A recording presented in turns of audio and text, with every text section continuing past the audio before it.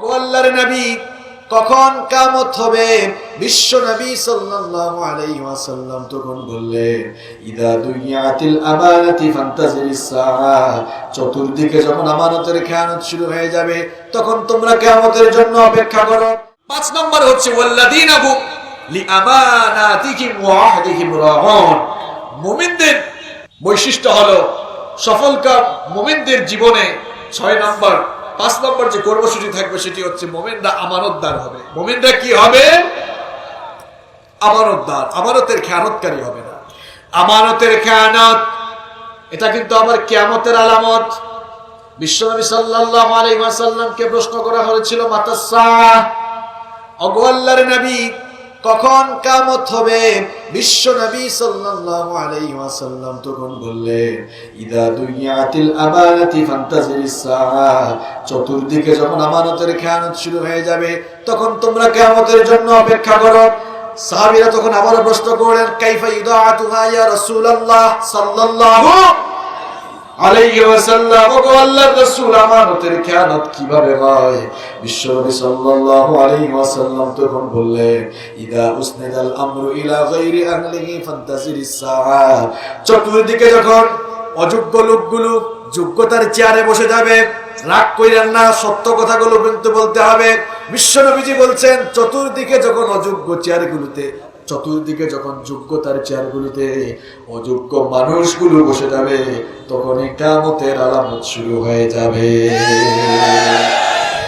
দেখা যাবে সভাপতি হওয়ার যোগ্যতা নাই, সভাপতি হয়ে যাবে। বক্তা হওয়ার যোগ্যতা নাই, বক্তা হয়ে যাবে। মেম্বার হওয়ার যোগ্যতা নাই, মেম্বার হয়ে যাবে। চেয়ারম্যান হওয়ার যোগ্যতা নাই, চেয়ারম্যান হয়ে যাবে। এরকম করে সুযোগ পেয়ে মাঝে মাঝে এমন হবে সারা জীবন নেচেছে গেয়েছে, কমর দুলিয়ে দুলিয়ে টাকা পয়সা ইনকাম করেছে, সুযোগ পেয়ে তারা আওয়াজ সর্বোচ্চ জায়গায় চলে যাওয়ার সুযোগ পেয়েছে। এগুলো কিন্তু ভালো লক্ষণ না, এগুলো কিয়ামতের আলামত। এটা এম হাসিবুর রহমানের কথা নয়, বলেছেন মুহাম্মদ সাল্লাল্লাহু।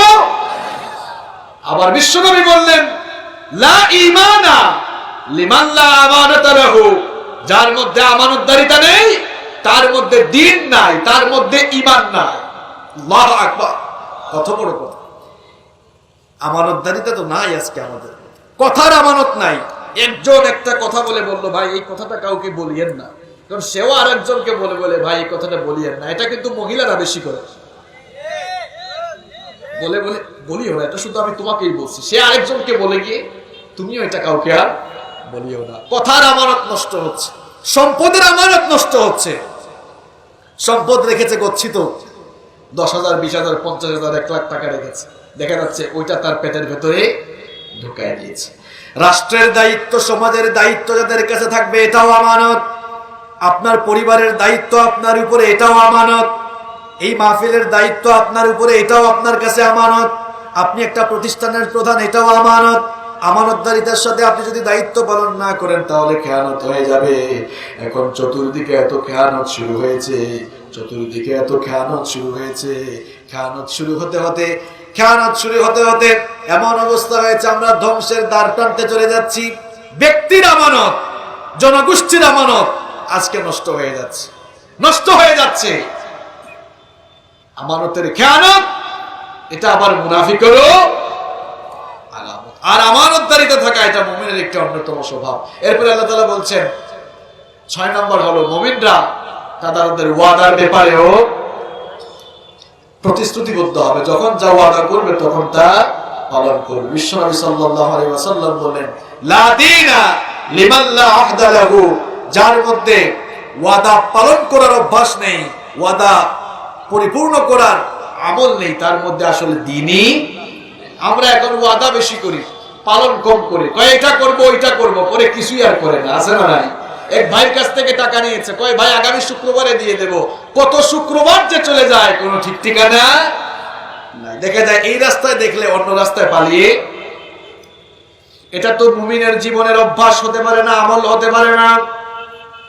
ওয়াদা পালন কারে বলে শুনেন, এটা ঘটনা বলবো, বলবো তো শুনবেন তো। ওয়াদা পালন কাকে বলে শুনেন। আপনি তো ওয়াদা করলে ওয়াদা পালন কাকে বলে শুনেন। সাইয়েদনা ওমর ইবনুল খাত্তাব রাদিয়াল্লাহু আনহুর শাসনামলে তার আদালতে একবার এক যুবককে হাজির করা হলো। যুবকের বিরুদ্ধে মামলা হলো। এই যুবককে যারা ধরে এনেছিল, দুইটা ছেলে নিয়ে এসেছিল, ওই দুই ছেলের বাবাকে এই যুবক হত্যা করেছিল। সাইয়েদনা ওমর ইবনুল খাত্তাব রাদিয়াল্লাহু আনহু যুবককে প্রশ্ন করলেন, কি ব্যাপার, সত্যি কি তুমি ওদের বাবাকে হত্যা করেছো নাকি? যুবক তার জবানবন্দিতে বলল, আমিরুল মুমিনিন, সত্যি সত্যি আমি এদের বাবাকে হত্যা করেছি, কিন্তু কাহিনীটা আপনাকে শোনাতে চাই, কারণ আমি ইচ্ছে করে তাদের বাবাকে হত্যা করি নাই, এটা অনিচ্ছাকৃতভাবে হয়েছে। আমিরুল মুমিনিন সাইয়েদনা ওমর ইবনুল খাত্তাব রাদিয়াল্লাহু আনহু তখন বললেন, ঘটনা খুলে বলো। ওই যুবক তখন বলল, আমি অত্যন্ত ক্লান্ত ছিলাম, ক্লান্ত শরীর নিয়ে একটি গাছের ছায়ার নিচে বিশ্রাম নিচ্ছিলাম, হঠাৎ করে আমার ঘুম চলে আসলো। আমার যখন ঘুম চলে আসলো, আমার পাশে আমার উট ছিল, আমার উট এখান থেকে চলে গেল। ঘুম ভাঙার পরে আমি দেখলাম আমার উটকে আর খুঁজে পাচ্ছি না। উটটাকে খোঁজার জন্য আমি যখন পথ চলা শুরু করলাম, কিছু দূর গিয়ে দেখলাম আমার উটটা মরে গিয়েছে। মরা উটের পাশে আমি একজন লোককে দাঁড়িয়ে থাকতে দেখে জিজ্ঞেস করলাম, আপনি কি জানেন নাকি এই উটটা কিভাবে মরেছে? লোকটা আবার বলল, এই উটটাকে আমি নিজেই হত্যা করেছি। আমি জিজ্ঞেস করলাম, কেন আমার উটটাকে আপনি হত্যা করলেন? লোকটা তখন বলল, এই উট আমার বাগানের ভেতরে ঢুকতে চেয়েছিল, আমি উটকে তাড়িয়ে দিতে গিয়ে পাথর নিক্ষেপ করে এই উটটাকে মেরে ফেলেছি। তর্কাতর্কি আমি শুরু করলাম তার সাথে। তর্কাতর্কির এক পর্যায়ে আমি প্রচন্ড রেগে গেলাম। প্রচন্ড রেগে যাওয়ার কারণে আমিও এই লোকটাকে পাথর নিক্ষেপ করেছিলাম। আমি জানতাম না পাথর নিক্ষেপ করার কারণে লোকটা মরে যাবে, কিন্তু পাথরটা এত জোরে নিক্ষেপ করেছিলাম, লোকটা ওই পাথরের আঘাতে মরে গেল। ওগো আমিরুল মুমিনিন, আমি তো ইচ্ছে করে মারি নাই, মনের অজান্তে এটা হয়ে গিয়েছে। আমি মাফ চেয়ে নিচ্ছি, এই জন্য আমাকে মাফ করে দেন, অন্য কোনো ক্ষতিপূরণ দিয়ে দিই। আমিরুল মুমিনিন তখন বললেন, যেহেতু তুমি একজন লোককে হত্যা করেছো, ইসলামে হত্যার বিধান হলো কিসাস, হত্যার বদলে হত্যা। বাদী পক্ষ যারা আছে তারা যদি মাফ করে দেয় তাহলে আমার কোনো অসুবিধা নাই। আমিরুল মুমিনিন তখন ওই দুই ছেলেকে বললেন, তোমরা কি তাকে মাফ করবে নাকি? দুই ছেলে বলল, না, আমাদের বাবার হত্যাকে রেখে আমরা কখনো মাফ করব না। আমিরুল মুমিনিন সাইয়েদনা ওমর ইবনুল খাত্তাব রাদিয়াল্লাহু আনহু তখন বললেন, ঠিক আছে, যেহেতু এরা তোমাকে মাফ করবে না, তাহলে তোমাকে মৃত্যুদণ্ড দেওয়া হবে। আগামী জুমার দিনে জুমার নামাজের পরে তোমার মৃত্যুদণ্ড কার্যকর করা হবে। তোমার জীবনের কোনো শেষ ইচ্ছা আছে নাকি বলো? শেষ ইচ্ছা থাকলে বলো, সেটা আমরা পূরণ করার চেষ্টা করি। যুবক তখন বলল, গো আমিরুল মুমিনিন, আমার একটা শেষ ইচ্ছা আছে। আমি তো মুসাফির, সফররত অবস্থায় আছি, কিছু মানুষের আমানত আমার কাছে রয়েছে, ওই আমানতটা তাদের কাছে আমি ফিরিয়ে দিতে চাই। আমার পরিবারের কিছু হিসাব নিকাশও আছে, ওই হিসাব নিকাশ তাদেরকে বুঝিয়ে দিতে চাই। এই জন্য কয়েকদিন সময় আমাকে দেন। জুমার দিনে যেহেতু আমাকে মৃত্যুদণ্ড দেওয়া হবে, জুমার দিনে মৃত্যুদণ্ডের ঠিক আগ মুহূর্তে আমি এসে পৌঁছে যাব। ওমর ইবনুল খাত্তাব রাদিয়াল্লাহু আনহু তখন বললেন, এমনিতে তোমাকে ছাড়া যাবে না। যদি তোমার পক্ষে কেউ জিম্মাদার হয়, জিম্মাদারি গ্রহণ করে, তাহলেই কেবল তোমাকে ছাড়া যাবে। এবার ওই যুবকের পক্ষে কেউ জিম্মাদার হয় না, সবাই চুপচাপ। হঠাৎ করে বিশ্বনবীর সাহাবী আবু যার গিফারি রাদিয়াল্লাহু আনহু দাঁড়িয়ে গেলেন। দাঁড়িয়ে বললেন, ওগো আমিরুল মুমিনিন, এই যুবকের জন্য আমি নিজে জিম্মাদার হব। অন্যান্য সাহাবীরা অবাক হয়ে গেলেন, অপরিচিত একটা যুবকের জন্য আবু যার গিফারি কেন জিম্মাদার হয়? আমিরুল মুমিনিন তখন বললেন, আবু যার গিফারি, ভেবেচিন্তে সিদ্ধান্ত নাও। এই যুবক যদি ঠিক টাইমের আগে না আসে, তাহলে কিন্তু মৃত্যুদণ্ড উল্টা তোমার উপরে কার্যকর হবে। আবু যার গিফারি তখন বললেন, আমি ভেবেচিন্তে সিদ্ধান্ত নিয়েছি। তখন আমিরুল মুমিনিন যুবকটাকে বললেন, ঠিক আছে, এবার তুমি যেতে পারো। যেহেতু একজন জিম্মাদার পাওয়া গিয়েছে, যাও, তবে সঠিক সময়ে ফিরে এসো। না আসলে কিন্তু জিম্মাদারের উপরে মৃত্যুদণ্ড কার্যকর করা হবে। যুবক চলে গেল। দিন চলে যেতে যেতে জুমার দিন যখন আসলো, জুমার দিন ফজরের সময় দেখা গেল ওই যুবক আসলো না। জুমার আজান হয়ে গেল, যুবক ফিরে এলো না। মদিনায় তখন থমথমে অবস্থা।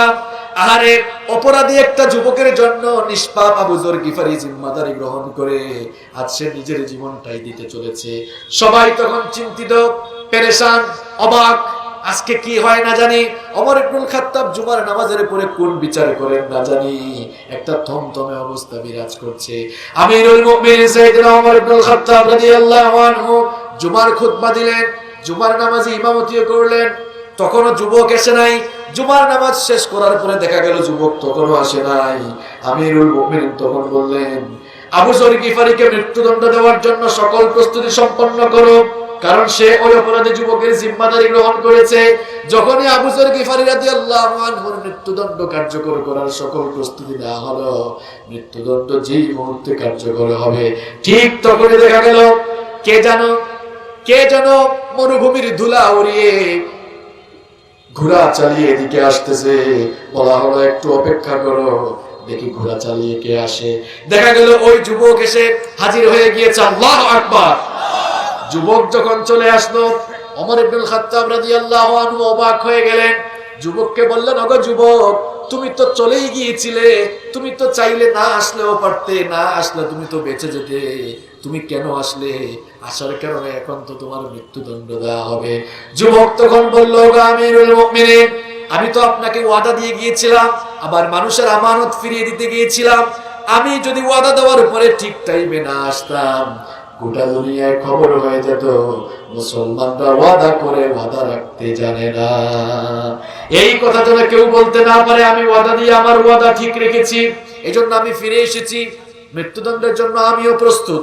এবার ওমর ইবনুল খাত্তাব রাদিয়াল্লাহু আনহু আবু যর গিফারি রাদিয়াল্লাহু আনহুকে জিজ্ঞেস করলেন, ওগো আবু যর গিফারি, তুমি তো যুবকটাকে চিনতে না, অপরিচিত একটা যুবকের জন্য নিজের জীবনকে হুমকির মুখে কেন ফেলে দিলে? তার জন্য তুমি কেন জিম্মাদার হয়ে গেলে? আবু যর গিফারি রাদিয়াল্লাহু আনহু তখন বললেন, ওগো আমিরুল মুমিনিন, আমাদের একজন ইমানদার মুমিন ভাই, একজন মুসলমান ভাই বিপদে পড়েছে। কেউ যদি তাকে সাহায্যের জন্য এগিয়ে না আসে, তাহলে গোটা দুনিয়ায় খবর হয়ে যাবে একজন মুসলমান বিপদে পড়েছিল, অথচ কোন মুসলমান তাকে সাহায্য করে নাই। এই কথা যেন কেউ বলতে না পারে, এজন্য কেউ না দাঁড়ালেও আমি তার পক্ষে দাঁড়িয়ে গিয়েছি। আল্লাহু আকবার। আর আমাদের চরিত্র কেমন? আগুন লাগলে আগুন নিভাই না, আরো জ্বালায় দেই। আরে কপাল পোড়া মুসলমান। এই দুইজনের কারবার দেখে ওই দুই ছেলে, কোন দুই ছেলে মনে আছে তো, যাদের বাবাকে ওই যুবক মেরেছিল, এরা এই অবস্থা দেখে তারা বলল, আমিরুল মুমিনিন, এই ছেলেটাকে মৃত্যুদণ্ড দিয়ে না, একেও মাফ করে দিলাম আমরা। সুবহানাল্লাহ পড়ে। ওমর ইবনুল খাত্তাব আরো অবাক, বললেন, কি ব্যাপার? বিচারের প্রথম দিনে তোমরা তো তাকে মাফ করতে চাইলে না, আজকে কেন মাফ করছো? এবার ছেলেরা জবাব দিল, ওগো আমিরুল মুমিনিন, আমাদের একজন ভাই মনের অজান্তে একটা ভুল করেছে, আমাদের কাছে মাফ চেয়েছে।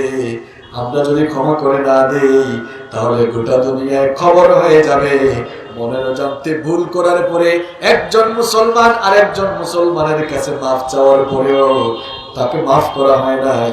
এই কথা যেন কেউ বলতে না পারে, এই জন্য আল্লাহর ওয়াস্তে আমাদের ভাইকে আমরা মাফ করে দিলাম। আর আমরা কারো ভুল পেলে সহ্যই করতে পারি না। কেউ যদি উপরে উঠে যায়, নিচে নামানোর চেষ্টা করি। আমাদের মতের ভিন্ন মত হলে তাকে আমরা দেখতে পারি না, কাফের পর্যন্ত ফতোয়া বানায় দিই। এটা তো মুমিনের স্বভাব হতে পারে না। তাহলে প্রিয় ভাইয়েরা, মুমিনরা ওয়াদা রক্ষা করবে। আপনি যার সাথে যে প্রতিশ্রুতি দিবেন, সেই প্রতিশ্রুতি আপনি রাখবেন। এটা মুমিন জীবনের কর্মসূচি।